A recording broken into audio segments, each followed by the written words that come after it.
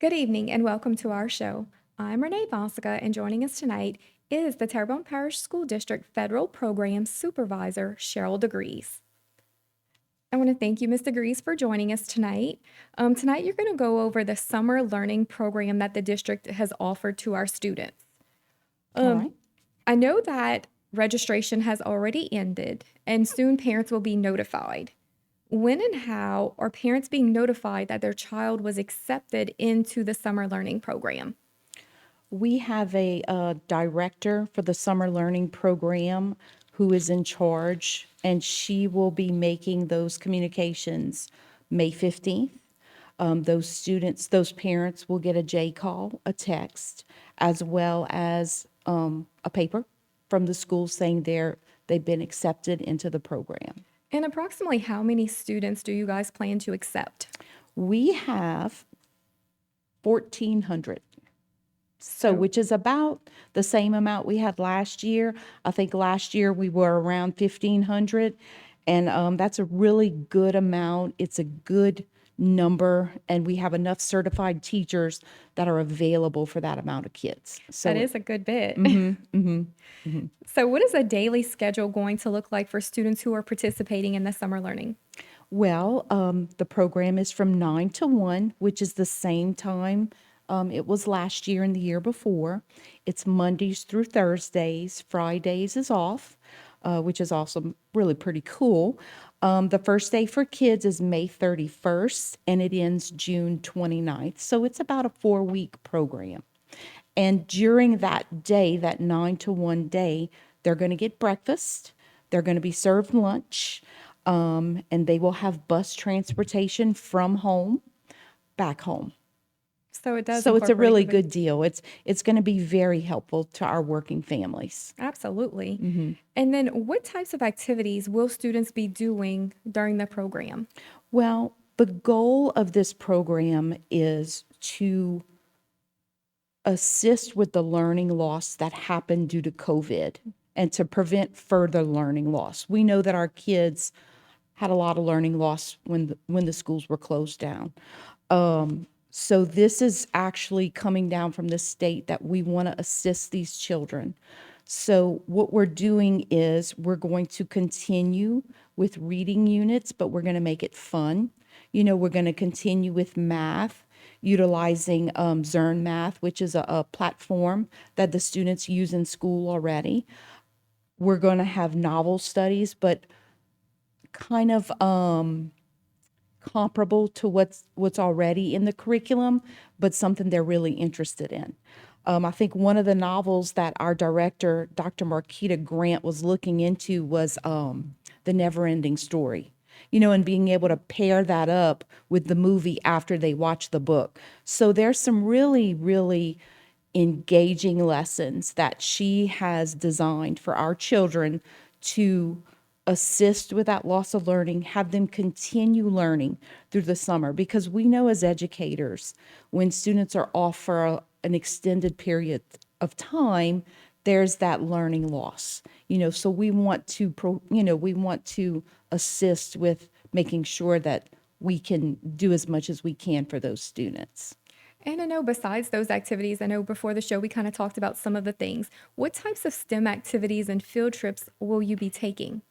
Well, STEM activities this year, we're doing STEM activities based on grade levels, and a couple of the things that Dr. Marquita Grant has secured for our students, like K to first grade, they're going to do the rogue rodent mystery, which is the teacher's pet got loose in the classroom. They have to design like an experiment to try to be able to find the pet. So it's going to be really engaging and fun and getting those students to discuss and problem solve on a higher level. So that's one example. Another example is the older students are going to do the missing money mystery, where the class field trip money is missing. So they have to kind of pretend to be investigators to try to find out what happened to the money. The cookie jar mystery is another one. Who took the cookies? So just fun things that kids can kind of identify with and get them thinking on that higher level. are some of the activities. Another really cool thing we're going to do is they're going to participate with Challenge Island, which is also STEM. So our students did a lot of that this school year, and we gotten such a good positive report back from the schools that we want to do this as well in the summer. Oh, it definitely sounds fun. Oh, If I was a yeah, child, I'd want to go. some of the field trips they're going to take, and it's by grade level. I mean, your older kids are not going to go to the children's museum. You know, they'll do other field trips that are age appropriate for them. But we have the children's museum, we have Creole Lanes, we have Morgan City Petting Zoo, we have the St. Charles Planetarium, as well as a Challenge Island field trip.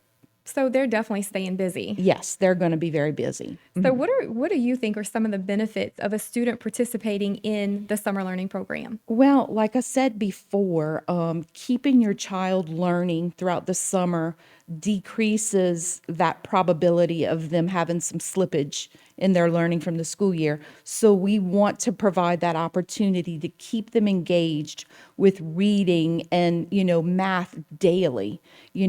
When we get away from doing something for a while, we tend to forget. And it's the same thing with kids and learning. So it's beneficial for them to attend daily.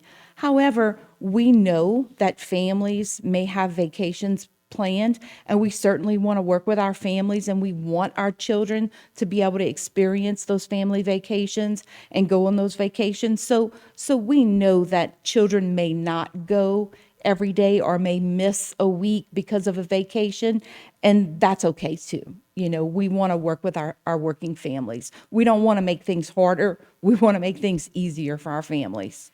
And I know that you mentioned that it has been done the last 2 years. What are some of the feedback that the teachers and then the parents have said regarding those summer learning programs from the last 2 years? Well, we've gotten a lot of positive support for it. In fact, parents will often email, "Hey, when are we going to be able to apply for summer learning?" Or "Are we having summer learning again?" And teachers as well, like, "Hey, when can I apply?" They really want to be involved in this. It's really something that's looked at positively and not negatively, like a punitive response, but a proactive response of getting our children where they need to be. And is this a program that the district plans to continue throughout the next few years also? We actually will only be able to do it this summer and next summer because this is with funding through COVID. Okay, and I know that you mentioned that y'all are going to field trips in the community. What are some of the places that you have partnered with to make this summer learning program happen? Like I said, Challenge Island is very much involved with planning and doing activities with our students. STEMfinity is a company that Dr. Marquita Grant has secured to provide us the STEM materials for our children. But the local areas that we're going to those field trips, they are working with us on scheduling our kids. So I would say that she's working hand in hand with a lot of those to get the logistics right of who's going on what day at what time. So she's really handling a lot of that. Dr. Grant. That's a grant. If it wouldn't be for that director, this program would not be able to happen. And I know you mentioned that you're going to have some flexibility as far as missing for a vacation and that kind of thing. What options are available for families if they go on a part-time basis, or is there any kind of attendance requirement? Well, again, we want to encourage daily attendance. The state guidance coming down is that students should occur daily. Students should attend daily. However, students will not be penalized if they miss. We want them to participate all 4 weeks, but we understand if there's a week that they won't be available or a day during the week that a parent, won't have someone home for them. And I know you mentioned transportation is provided. So is it to and from their home? How is transportation going to work? Yes, it is to and from their home. That we are utilizing the addresses that are in J Campus. So if a parent has moved, and that information in J Campus is not correct, they need to get in touch with the central office, Dr. Marquita Grant, and let us know so we can get the correct address of where that student is living, where they're going to be picked up, where they're going to be dropped off. But more importantly, those pre-K and K students, they have to have an adult outside with them for when they're getting on the bus and when they're getting off the bus. We cannot drop those children off without any type of supervision. And when the students attend the daily program, do they have to wear a school uniform or do they need to bring any type of school supply? They will not have to bring any type of school supplies, no uniforms. However, we ask that parents, use their sense and as far as something that they can play in, something that, if it gets dirty, it's not their best shirt and shorts, because they're going to get dirty. They're doing, several activities. They're going to have outdoor play. So we ask parents just to choose clothing, that's suitable for play for children. Of course, nothing vulgar, but they're also going to all be given a camp shirt for when it's their field trip day. They're all going to wear their camp shirt so that way we can keep an eye on where our kids are when we're on field trips. You can definitely identify them easily. Absolutely. And they'll all have lanyards with a different color for each school. So that'll help as well.